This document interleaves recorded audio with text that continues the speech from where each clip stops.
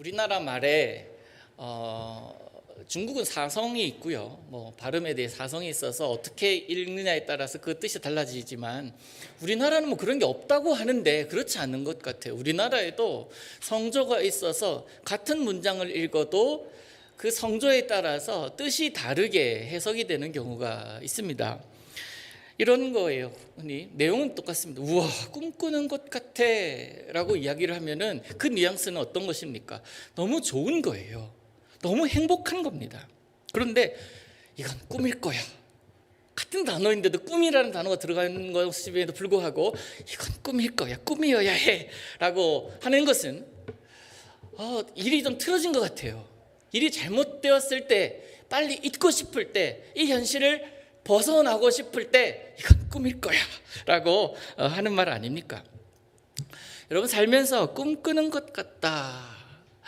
세상에 이건 너무너무 좋아요. 너무 행복한 것 같아서 꿈꾸는 것 같아 라고 생각한 적 있으십니까? 대부분 연애할 때 그런 생각을 하죠. 상대방을 생각하다가 보면 내가 어떻게 저런 사람과 함께 연애를 하지? 또 결혼하고 난 다음에 내가 자다가 일어났는데 그 사람이 내 옆에서 누워서 자고 있어요. 세상이 꿈인 것 같아. 빨리 꿈을 깨야 돼. 이게 아니라 꿈꾸는 것 같아 라는 생각을 여러분 하지 않습니까? 연애할 때 그러잖아요. 저도 사실 그래. 저도 지금 결혼한 지가 20년이 넘었지만은 제 아내를 보면서 그래요. 오늘 아침에도 빵 굽는 모습, 그 뒷모습 보면서 와, 꿈꾸는 것 같아. 누구세요 지금? 꿈이어야 해. 이건 깨야 돼 라고 하는 게 아니라 꿈꾸는 것 같다 라는 생각을 했었거든요. 근데 흔히 정말 이런 얘기를 해요. 제 아내는 로또 같은 인간이다. 로또 같은 사람이다. 너무 좋아서 잘 안 맞을 때도 있어요. 그 의미에서 로또 같은 사람이다라고 얘기는 하지만, 그러나 우리 삶 속에 꿈꾸는 것 같아 하는 그런 모습이, 그런 삶이 많다면 그 삶은 얼마나 행복하겠습니까? 대림절 세 번째 주일을 우리가 지나면서 우리가 오늘 함께 볼 말씀이 성전에 올라가는 노래라는 제목이 있는 시편의 말씀이에요. 이 성전, 이스라엘 백성에게 있어서 이 성전이라는 이 개념은요, 하나님이 거하시는 곳이잖아요. 그들의 힘, 그들의 유일한 소망, 그 하나님이 계시는 곳인데 그곳으로 가면서 부르는 노래라는 뜻입니다.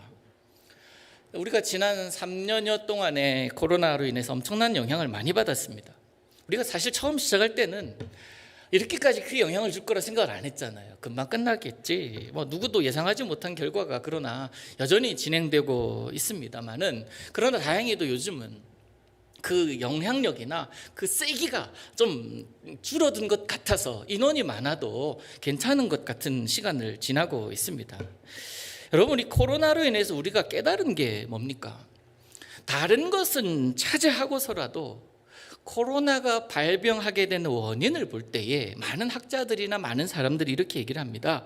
인간이 얼마나 하나님이 창조하신 아름다운 세상을 파괴하면서 살았는지를 돌아볼 수 있는 계기가 아니냐. 동산 중앙에 있는 나무, 두 나무가 있었습니다. 선악을 알게 하는 나무가 있었고 생명나무가 있었습니다. 하나님 말씀하셨어요. 선악을 알게 하는 나무 열매는 먹지 말라. 그런데 사람은 그 선악을 알게 하는 나무 열매를 먹음으로 죄 가운데 들어갔잖아요. 선을 넘은 거예요. 하나님께서 지어놓으신 그 선을 넘은 겁니다. 이 전염병의 위협 앞에서 또 이런 모습을 봤어요. 힘이 있는 나라와 힘이 없는 나라, 그들의 간극을 너무 적나라하게 우리는 봤습니다. 힘이 없는 나라, 소위 약한 나라들은 백신이 없어서 구하지를 못해서 그 코로나로 인해서 픽 쓰러져 가는데, 힘이 있는 나라들은 백신이 남아서 유효기간이 지나서 폐기해버리는 그러한 모습들도 우리는 보면서 분노했잖아요. 뿐만 아니라 우리 사는 사회는 어땠습니까? 이러한 코로나로 인하여 코로나 블루가 코로나 앵그리로 번져가면서 이것이 이 사회적인 분위기가 되어 버렸습니다. 그래서 이렇게 지친 사람들, 힘든 사람들, 분노한 사람들의 마음을 다독이는데 힘을 쓰지 않고 계속 갈등이 확산이 돼요. 사사건건 대립합니다. 빈부격차는 더 사회의 모든 영역에서 너무너무 쉽게 봐요. 이 문제들은 나아질 기미는 보이지 않고 점점 커져가는 그런 모습으로 우리는 살아갑니다. 이런 시기에 우리는 더더욱 간절함으로 성탄을 기다리게 되는 것 같습니다. 여러분, 성탄을 어떤 마음으로 기다리고 계십니까? 하나님 말씀대로, 우리 성경에 적혀있는 이 말씀대로 광야의 길이 날 것이다, 사막의 강이 흐르기를 원하는 그 모습을 보는 것은 너무 현실성이 없어 보이는 듯합니다. 그래서 단순히 여기 이곳에 쓰여 있기 때문에 우리는 아멘 하는 것 같아요. 맹목적으로 그냥 신앙 생활하고 있는 것 같습니다. 이게 현실이 되는 것을 보는 것은 불가능한 것일까? 그런 고민을 참 많이 하게 됩니다. 사회적인 분쟁과 갈등이 힘의 논리가 아닌 평화의 논리로 해결이 되는 것은 볼 수가 없는 것일까? 여러분뿐만 아니라 여러분 가정에도, 여러분 일터에도, 여러분의 자녀들 가운데도 많은 기도의 제목이 있잖아요. 해결되지 않은 문제이지만 해결되어야 할 문제들이 많이 있지 않습니까? 이 어려움들이 언제 끝날까? 나는 언제 풀릴까? 예수님을 알지 못하는 수많은 사람들은 그 해답을 찾기 위해서 어떻게 합니까? 점집을 찾아가요. 토종 비결을 봅니다. 연말 연시가 되었습니다. 이제는 그 집이 굉장히 잘 나갈 거예요. 귀신에게 물어봐요. 그런데 우리는 그리스도인들이에요. 그렇기 때문에 그 모든 어려움과 문제를 해결하실 예수님의 탄생을 기다리는 것 아닙니까? 그 예수님은 우리가 풀지 못하는 문제들의 해답이 되어주시고, 그분이 오시면, 예수님께서 오시면 모든 우리가 풀지 못한 그 문제들뿐만 아니라 우리의 인류의 해답이 되어주실 테니, 그래서 우리는 성탄을 기다리는 것이고 다시 오실 메시아를 기다리고 있는 것 아니겠습니까? 기다림, 여러분 기다림이라는 단어를 한번 생각해 보시기를 바랍니다. 기다림이라는 단어에는요, 그 안에 기대하는 마음이 있어요. 무언가를 기다리기 때문에, 왜? 그 안에 뭔가 있기 때문에 기대하는 거예요. 그래서 기다리는 거예요. 이 성탄은 예수님을 기다리는, 지금 대림절 기간은 그 절기입니다. 이 아기 예수님의 탄생을 기다린다는 것은 단순한 기다림이 아니라, 예수님을 기다리는 것은 소극적으로 그 날이 오면 내가 만나는, 나는 여기 있고 그 날이 오면 만나는 그런 기다림이 아니에요. 이 성탄은 내가 적극적으로 주님 앞에 나아가는 기다림이어야 합니다. 소극적인 기다림이 아니라 적극적인 기다림이에요. 그래서 그 적극적인 기다림의 모습은 어때야 합니까? 그분에게로 내가 마중 가는 거예요. 그분에게로 내가 돌아가는 행위입니다. 오늘 본문이 그렇습니다. 포로기 삶을 마치고 고향 땅으로 돌아가요. 여러분이 가지고 있는, 제가 가지고 있는 개역 개정판 성경에는요, 소위 본문 위에 소제목이 성전에 올라가는 노래라고 적혀 있습니다. 여러분 대부분 그것을 가지고 계실 건데요, 혹시 여러분 가운데 표준 세번역 성경 가지고 계신 분 계시면 보십시오. 그 표준 세번역은 오늘 본문이 뭐라고 적혀 있냐면 성전에 올라가는 순례자의 노래라고 적혀 있어요. 그래서 성전에 올라가는 노래가 아니라 성전에 올라가는 순례자의 노래라고 적혀 있습니다. 순례자, 순례라고 하면은 어떤 것들이 떠오를 수가 있죠? 순례자의 노래, 제가 좋아하는 노래, 순례자의 노래, 저 멀리 배는 나의 시온성, 그 노래에 가서 저는 떠올라요. 그리고 존 번연이 쓴 철로 역정, 순례자가 가는 길, 크리스찬이 가는 길을 적어놓은 그 철로 역정이라는 책이 생각나시는 분도 아마 계실 것이고, 또 순례하면 여행, 그죠? 여행도 아마 생각이 나실 겁니다. 나그네, 여행하면 또 생각나는 게 나그네, 그런 것들이 있죠. 또 많은 사람들이 버킷리스트라고 생각하면서 살아가는 그 스페인의 산티아고 순례길, 그 길을 800km 정도 되는 그 길을 한번은 걸어야지라고 하면서 생각하는 분들도 계십니다. 순례하면 이런 단어들이 떠올라요. 여행 저도 참 좋아하는데, 순례하는 그거 참 좋아하는데요, 여행할 때 여러분 생각해 보세요. 여행이 계획되어 있는 분들은 생각해 보십시오. 구체적으로 생각하지는 않지만 염두에 두고 있는 단어가 있어요. 여행, 어떤 여행이라도 이 단어를 잊어서는 안 됩니다. 뭘까요? 돌아옴이에요. 등산할 때 가장 기본적인 거 준비해야 될 게 뭡니까? 뭐 초콜릿이 필요할 테고 물이 필요하겠지만 가장 기본적인 마인드, 등산할 때 필요한 가장 기본적인 마인드는 하산이에요. 여행도 그렇습니다. 순례도 그렇습니다. 어떤 순례의 길이든 어떤 여행의 길이든, 여러분 출장 많이 다니시잖아요. 어떤 출장의 길이든 가서 돌아옴이에요. 그것이 기본에 깔려 있습니다. 그래서 여행에 관한 많은 명언들이 있지만 오늘 말씀 준비하면서 이런 명언도 봤어. 여행은 떠나는 것이 아니라 다시 돌아오기 위한 것이다 라는 명언도 있더라고요. 다시 돌아오는 것. 다시 돌아와서 내가 있어야 할 곳에서 힘을 내어 다시 살아가기 위한 과정이 여행이라는 거예요.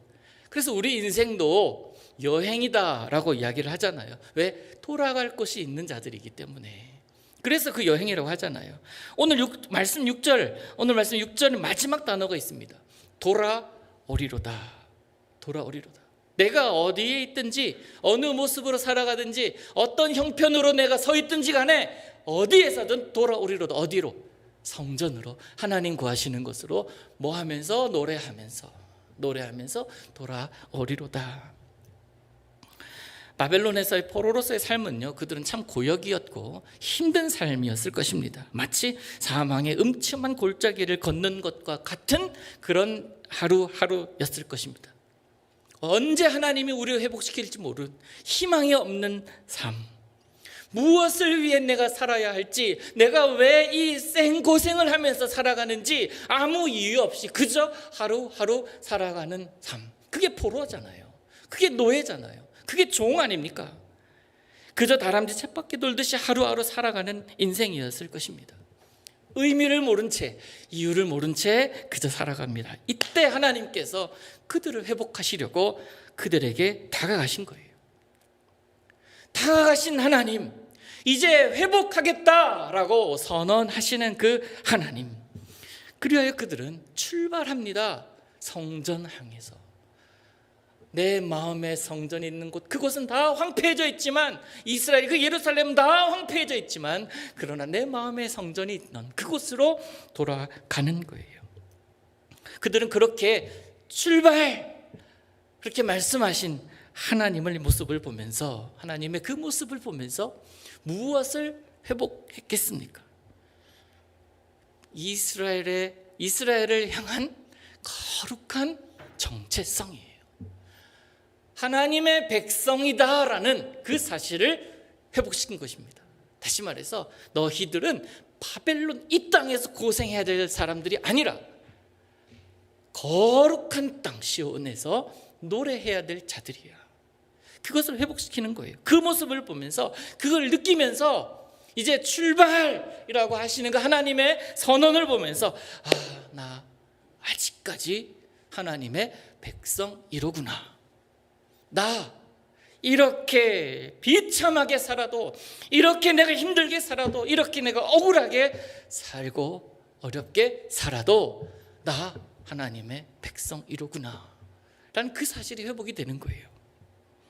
내가 누구인지 회복이 되었고 우리가 누구인지 회복이 되었습니다. 그러니 그들은 노래하지 않을 수가 없는 거예요. 사랑하는 여러분, 여러분은 무엇이 여러분으로 노래하게 합니까? 무엇을 인하여 여러분 입술에 노래가 나오고 여러분의 영이 노래합니까? 어디에서 노래합니까? 과태에도 노래방이 있대요. 뭐 저는 안 가봐서 모르겠지만 거기서 노래하면서 우리는 스트레스 풀기도 하잖아요. 막 그 사람들 잘 안 보니까 우리끼리니까 막 춤도 추기도 하고. 저도 한국에 있을 때 아내랑 종종 노래방 가서 스트레스 풀었거든요. 그런데 하나님을 만나고 내가 하나님의 백성이다라는 사실이 깨달아지는 순간요, 그 자리가 노래방이 돼요. 에코 의미 없고 뭐 위에서 반짝이는 이게 미러가 없다 해도 그것이 하나님의 찬란한 빛이 비치는 거룩한 노래방이 되는 거예요. 하나님이 함께 계실 때, 내가 누구인지를 정말 내 영이 절실하게 느꼈을 때, 그때 하나님의 이름을 노래하는 그런 내 영이 되고 그런 곳이 된다라는 겁니다. 사회적으로 시대적으로 힘든 길을 우리가 걸어가고 있고 마음의 번민도 많고 갈등도 많은 이 즈음을 우리가 간다고 해도 근원적인 기쁨을 주신 하나님이 우리 가운데 있음을 믿는다면 내 영은 노래하게 되어 있습니다. 우리는 원래 하나님을 노래하기 위해, 하나님을 예배하기 위해 태어난 자들이기 때문에 그렇습니다. 이 땅에 살아가면서 힘든 일을 겪기도 합니다. 포기하고 싶을 만큼 힘이 빠지기도 해요.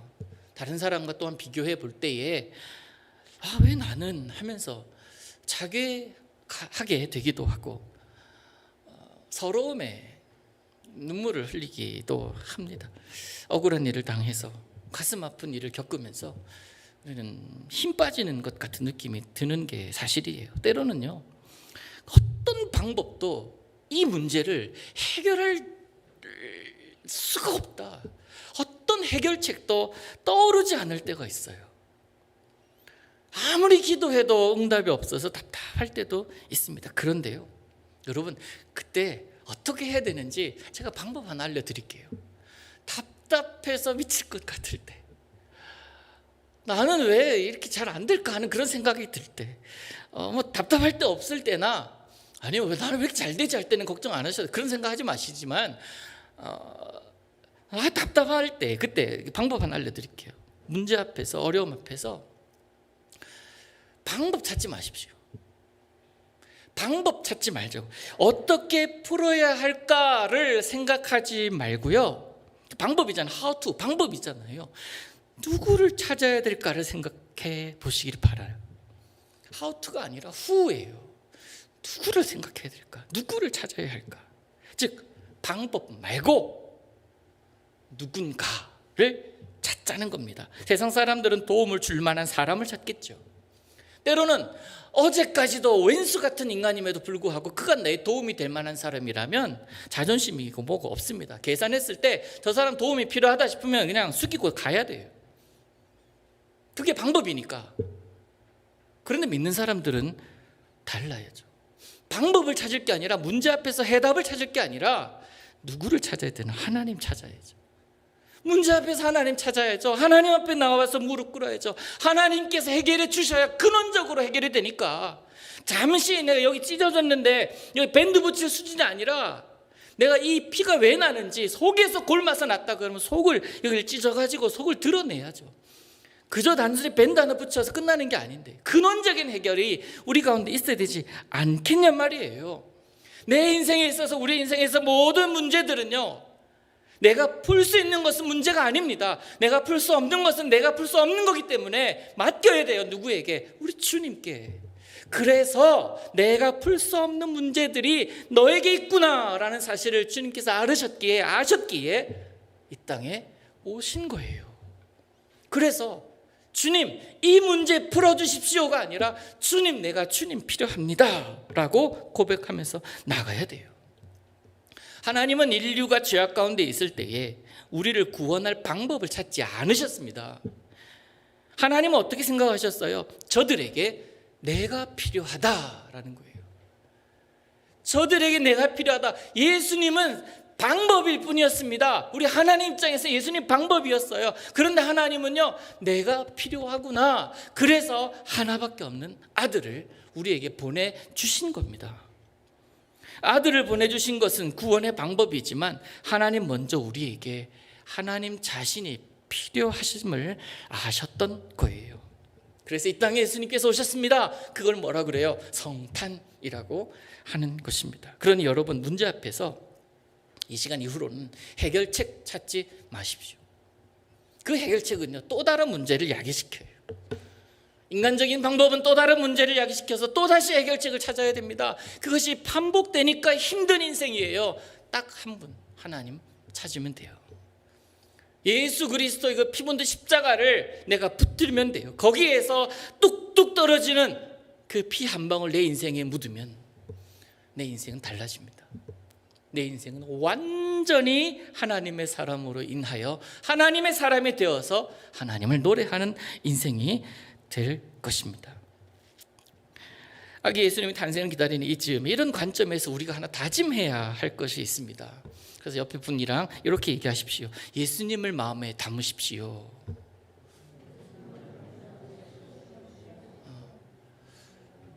그 얘기를 들으신 분은 네 하십시오. 예수님 마음에 담으셔야 돼요. 예수님 마음에 담으십시오. 왜? 예수님만이 해결책이기 때문에 그렇습니다. 자, 그러면 예수님은 어떻게 마음에 담을 수 있겠습니까? 예수님 믿으면 되죠. 네, 그러면 됩니다만 예수님을 마음에 담는 방법 중에 하나를 제가 여러분에게 알려드립니다. 굉장히 쉽습니다. 여러분, 제가 지금 말씀드리는 것을 여러분 머릿속에 상상하십시오. 그리고 여러분이 직접 하신다고 생각하시면서 들으십시오. 구유에 예수님께서 누워 계십니다. 상상하시는 거예요. 상상하십시오. 예수님께서 구유에 누워 계세요. 그 거룩하신 아기 예수님을 그 구유에서 들어서 여러분의 손으로 들어서 가슴에 안으세요. 안으셨습니까? 그 안고 나서 예수님의 눈을 마주치세요. 그 눈 떼지 마세요. 예수님 안고 난 다음에 예수님 눈 떼지 마십시오. 여러분의 눈에 예수님, 그 아기 예수님의 그 모습 전부를 담으세요. 눈에 담으셨어요? 눈에 담은 예수님을 마음에 품으십시오. 그러면 돼요. 그 예수님을 안고 사십시오. 그러면 됩니다. 제가 그리우라고 했지 눈을 감으라고 하지 않았는데 왜 눈을 감고 계십니까? 그렇게 사십시오. 예수님을 가슴에 품고 사십시오. 그러면 예수님의 사람으로 살 수가 있을 겁니다. 내 마음에 예수님이 담겨 있으면 거친 광야가 푸르게 보여요. 어떻게 광야가 푸르게 보입니까? 허허벌판이고 사막 같은 그곳인데 잘 못 보는 거지. 그런데 예수님이 내 마음에 계시니까 그 광야가 푸르게 보이는 거예요. 무슨 뜻일까요? 문제가 문제로 보이지 않는다라는 이야기입니다.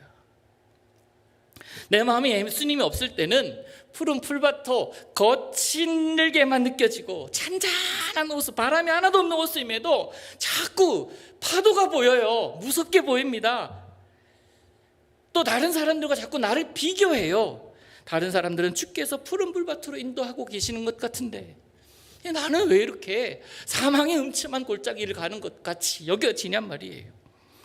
다른 사람들은 감사의 제목이 넘치는 것 같은데 나만 그렇지 못하는 것 같아서 하나님이 무슨 좋으신 분이야 라고 생각이 들 때가 있다는 겁니다.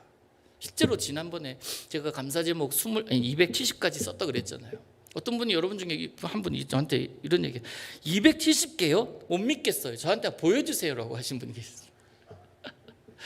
270개 어떻게 나오냐는 거야. 보여드렸죠. 그랬더니 보여드렸죠. 이렇게 해서 너무 사소한 것, 이게 너무 예뻐 보여요도 적어놨거든요. 이 색깔이 너무 예뻐 보여요. 이런 감사 제목이 있어야 270개가 나와요. 아주 사소한 것, 그런 것까지도 감사했을 때에 그게 예수님이 마음속에 담겨있는 증거 아니겠습니까? 여러분, 은혜가 은혜로 다가오지 않을 때, 불평만 있고 불만족할 때, 상황이 내 마음에 들지 않을 때, 안 되는 것만 보이고 부족한 부분만 보일 때 예수님이 마음에 안 계셔서 그렇습니다. 예수님 계시면 구유조차도 귀해요. 예수님께서 누워 계신 그 구유, 내가 좀 더 깔끔한 베드로 만들어 드리지 않음에 대해서 주님께 죄송해지기 시작합니다. 그게 예수님을 품은 사람의 모습인 줄로 믿습니다. 사랑하는 성도 여러분, 예수님을 마음에 담으십시오. 오늘 제목입니다. 예수님을 마음에 담으십시오. 그때 예수님이 나의 노래가 되고 예수님도 나를 노래하십니다. 내 안에 담겨있는 예수님, 그분이 주시는 기쁨이 성탄을 기다리는 내내 여러분의 마음에 마르지 않기를 주님 이름으로 축복합니다. 기도합니다.